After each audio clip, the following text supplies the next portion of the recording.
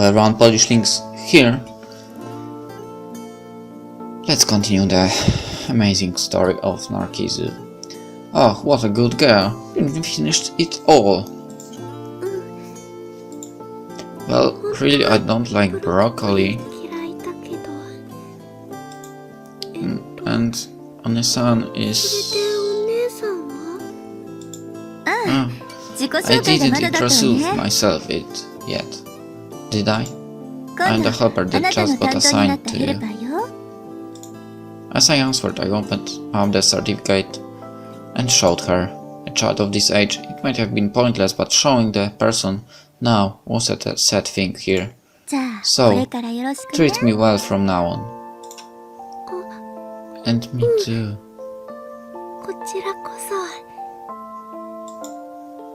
She responded with those words, but she looked this way with a puzzled expression. But what's a helper? That was unexpected. It had been likely that there were lots of things she didn't understand, but I hadn't thought it was to this extent. It's different from doctors and nurses. I wonder how should I answer the question. Someone who took care of them? Normally that probably would have been fine. But from here on out, what faced this girl was the 7th floor. And I was her helper. The alloys for needle. Normally, unless one were notified, one could be admitted into the 7th floor, meaning they've been informed that they had already run out of treatments. To be direct about it, the pronouncement that they would die after they receive that explanation and the hospital receives their agreement, they are finally allowed in.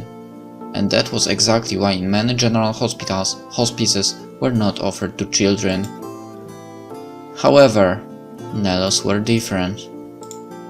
This place was different. Moreover, if both parents had been Catholics, then even more so. What's wrong? One-san? Sorry.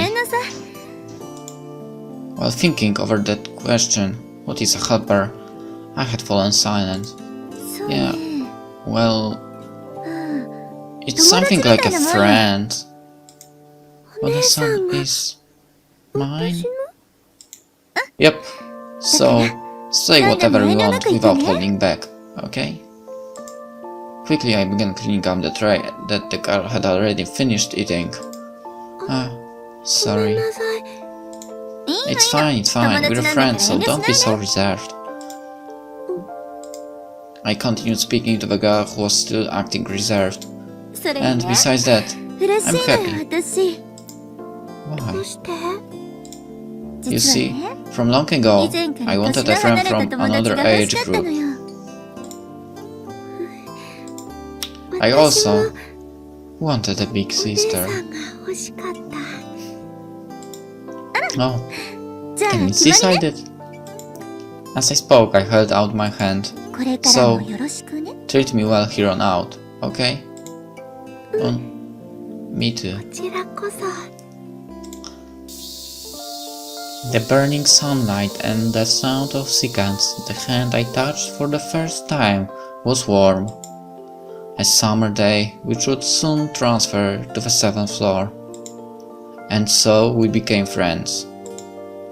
Nello and Alois became friends.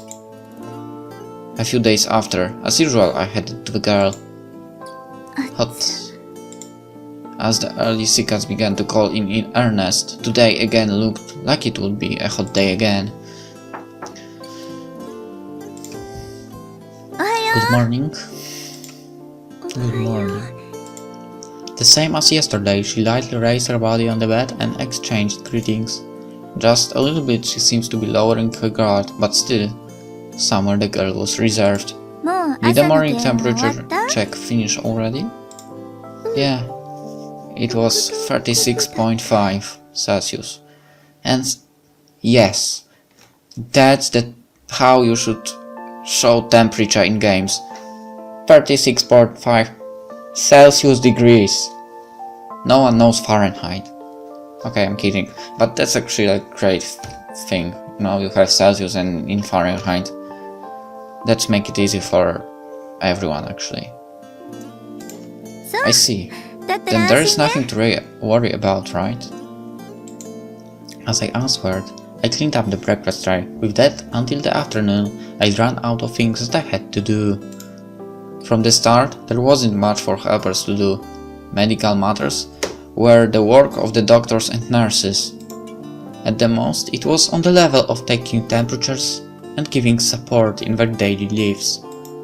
However, another way to say it would be that there was no upper limit to supporting their daily lives. And it was exactly for that reason that it wasn't the doctors or nurses, but the assigned helper that was given the name Alois.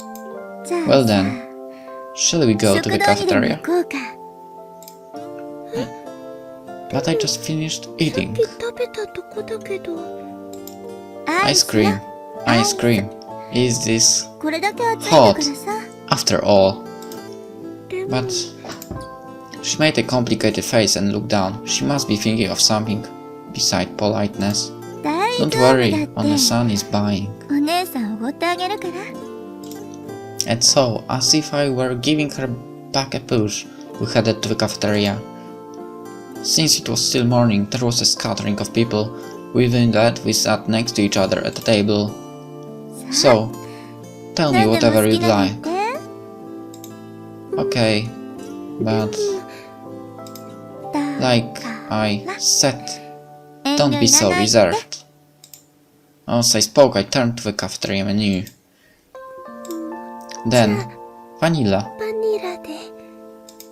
Okay, vanilla, got it. And what should I have? Wait, there is only one type of ice cream, isn't there? Looks like it. With this, there is no room for choice, is there? Well, I'll go buy them quick. Leaving the girls seated, I headed to the counter. Looking around, children of a similar age as the girl were eating together with their mother or father. Of course, a child of that age eating alone in a hospital cafeteria was more strange. But the girl's parents were already gone. Of course, the girl didn't know, wasn't allowed to know. Here, sorry for the wait. Lots of ice cream. Yeah, the size was smaller than I expected, so I thought just one would be rather lonely. And so, the norm is one person gets two, okay?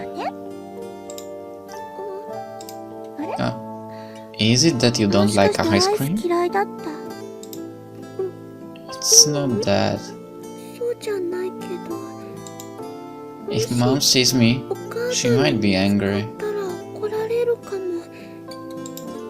Because she always said I couldn't have ice cream. Saying that, she looked down sadly. It's alright, because One-san is with you. Really? Yeah, and the doctors and nurses won't get mad either. Okay.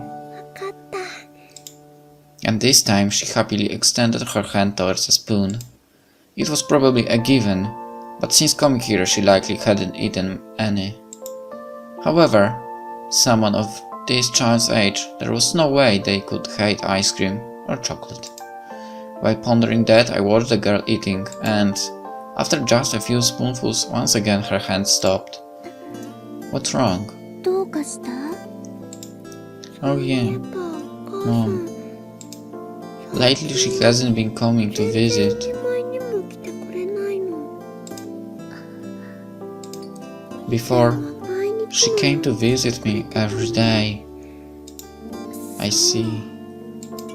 Beyond that, I couldn't say anymore. There was no need for this child to know. At least in my case, it didn't seem like I would be able to tell her. Your parents are long gone. You, all alone from here on, will go to the 7th floor. Yeah, thank you Bundle Stars for the information. There was just no way I could say that. and suddenly I learned that it was a very common thing, leaving behind only the patient, the family disappearing. There were probably various reasons, financially, psychologically. I thought it was very heartless and cruel act, but I couldn't rise to unilaterally blame the parents. Leaving behind a child on a sick bed and disappearing, no parent would do so willingly. On top of the cliched words of being worn out from giving care, their agonies and burdens must have been great. I just felt this world was sad. And once again I learned that it was another part of reality. What's wrong, One-san? Nothing. And instead of that, here, if you'd like, I can give you my share. But it's fine. Don't hold back. Moving the girls' already finished dishes aside, I replaced them with my own dishes of ice cream. Is it good? This ice cream is good, isn't it? Saying that, she showed me a smile. The usually reserved girl smiled for the first time for me. With a hospital cafeteria's cheap vanilla. The first time she looked at me with a happy face. A few days after, the burning sunlight and the sound of cicadas, today I also headed to the girl's place. The other day she had been transferred to the 7th floor, but nothing in particular seemed to have changed. So the greatest worry now was the question about her parents. I had no confidence in how I would answer that. Good morning.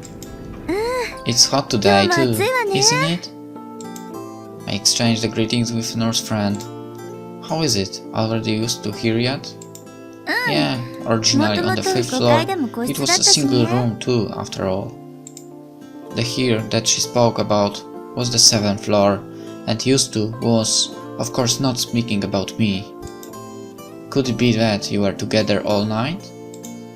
Well, I'm used to sleeping on the spare beds. Really? When there's no guardians around, it's difficult in many ways, isn't it? At the words I gave a vague nod. And by the way, what she was hinting at, how there were no guardians around. What she hinted at was that it wasn't that they had vanished without a trace, but that they no longer were in this world. The cause of death was something the nurse didn't tell me. I had only heard that it wasn't an accident or sickness.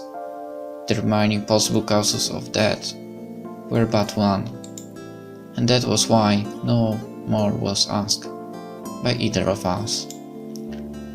Even in this modern age for us Catholics, it was a great sin and a forbidden act. Well, if there's anything just to say, okay? Yeah, thanks. Good morning, how are you feeling? Today seems good. As always, the girl raised her upper body in bed and looked over, and I sat down in the folding chair next to the bed. Then, just like that, we spent most of the whole day together. From the window the bright sunlight shone on her profile, and once in a while we would talk about little things. That was our usual appearance.